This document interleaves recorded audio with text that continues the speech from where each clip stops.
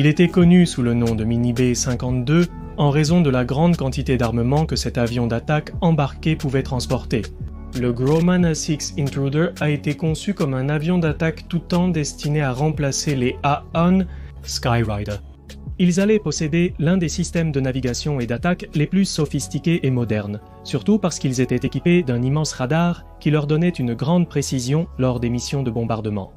Celui-ci a également donné naissance à l'avion spécialisé dans la guerre électronique, le EA-6B Prowler, qui est resté en service jusqu'en 2008, et ce sont les deux avions que nous verrons dans une nouvelle vidéo d'Aéropédia du monde de l'aviation.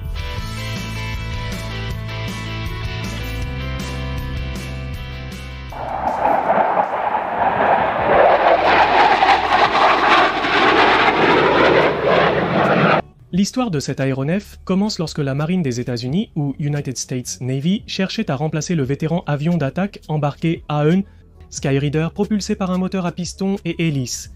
La demande portait sur un bombardier d'attaque d'appui aérien rapproché, capable de frapper l'ennemi à tout moment. Des spécifications établies après les leçons tirées de la guerre de Corée.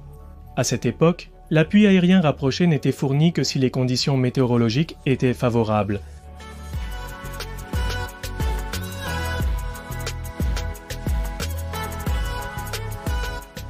Huit entreprises ont présenté des propositions, mais la gagnante fut Grumman, qui fabriqua le prototype appelé A2F1 en 1958. Le premier prototype, qui n'avait ni radar ni système de navigation et d'attaque, était prêt et a volé pour la première fois. Le 19 avril 1960, un deuxième prototype a volé 2 mois plus tard.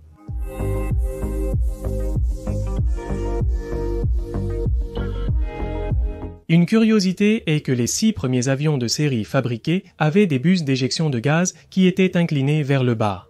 Un type de tuyère vectorielle abandonné pour leur complexité, et qui en réalité n'aidait pas à réduire la distance de décollage, ce pourquoi elles avaient été conçues initialement.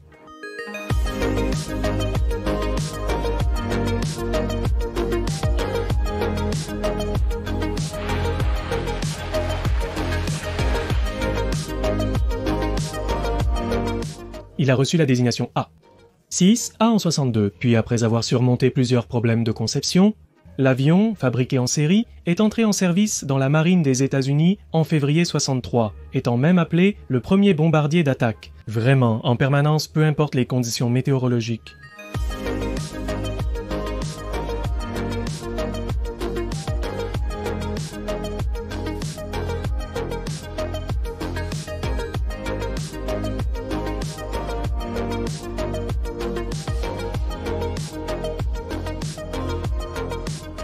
Des variantes spécialisées de l'A-6 ont été développées en réponse aux besoins militaires urgents apparus pendant la guerre du Vietnam. L'une des variantes était l'A-6D, utilisée comme avion ravitailleur pour ravitailler les avions de la marine et de l'United States Air Force.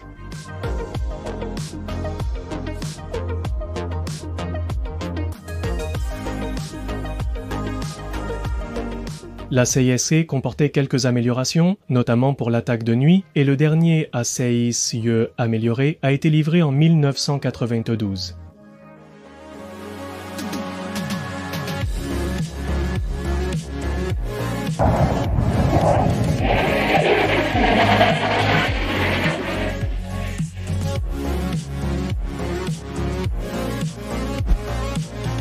Il s'agissait d'un avion d'attaque biplace, avec un cockpit élargi, de conception bimoteur et de poids moyen. Il avait un poids maximal au décollage de 27 tonnes et une portée en combat de 1626 km avec une charge utile maximale. Sa vitesse maximale était de 1040 km/h et il disposait de 5 points d'ancrage pour transporter jusqu'à 8200 kg d'armement.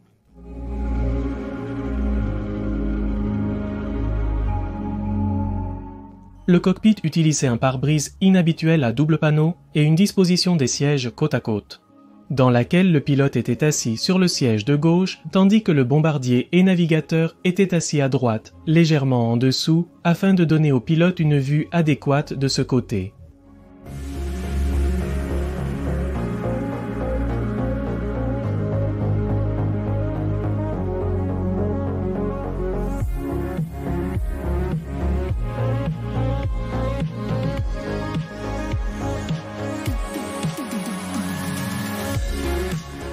Le type d'aile choisi pour la conception de la CES était efficace à des vitesses subsoniques et lui donnait une bonne maniabilité, même lorsqu'il transportait une charge importante de bombes.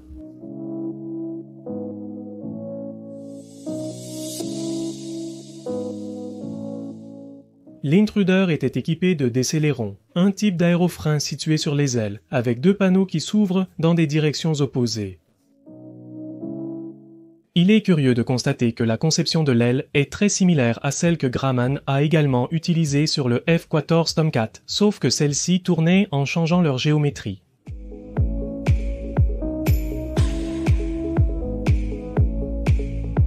Il était équipé de 2 turboréacteurs, 100 post-combustion Pratt et Whitney J52P6, identiques à ceux des A4 Skyhawk.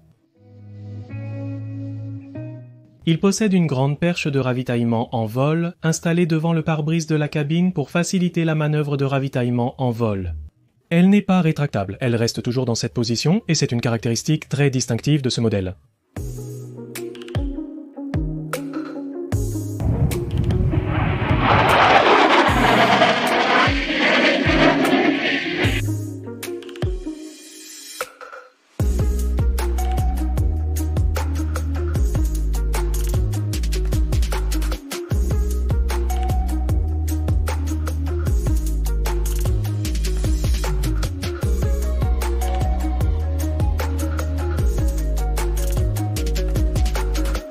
L'Intruder a fait ses débuts au combat au Vietnam avec un certain succès.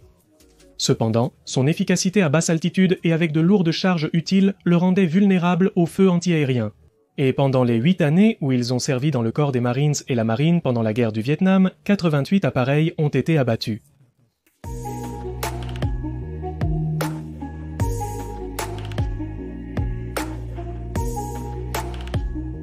Ils sont également entrés en combat au Liban en 1983 déployés depuis le United States Ship John Kennedy et 3 ans plus tard au-dessus de la Libye.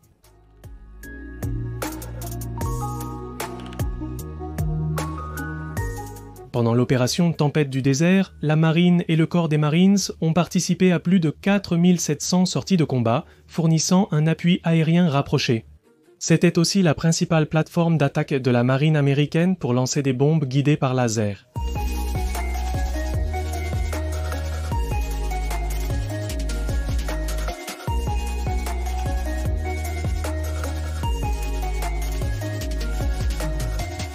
Lors de la guerre du Golfe, le A-6 a été le seul avion de tout le théâtre d'opération à atteindre une efficacité de 100% dans ses missions.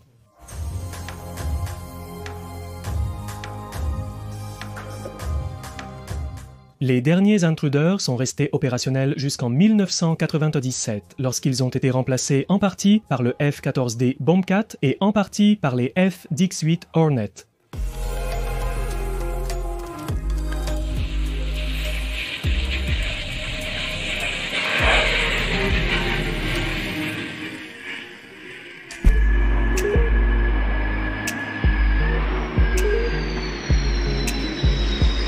La version UA, 6B Prowler, qui signifie simple aviateur, était une version spécialisée dans la guerre électronique.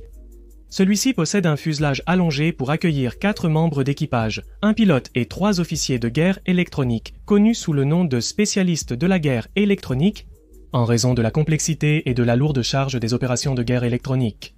Les Prowlers sont considérés comme des avions nécessitant beaucoup d'entretien, car ils exigent des périodes plus courtes de mise à jour et de maintenance de leurs équipements avancés.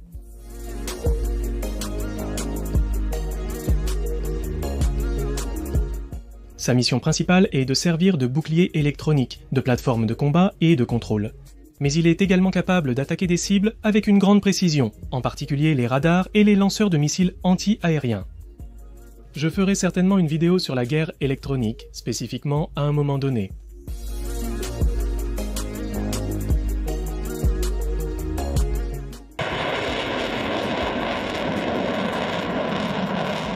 Le dernier Prowler a été retiré du service du corps des Marines en 2019, remplacé entièrement par les UA-18G Growler.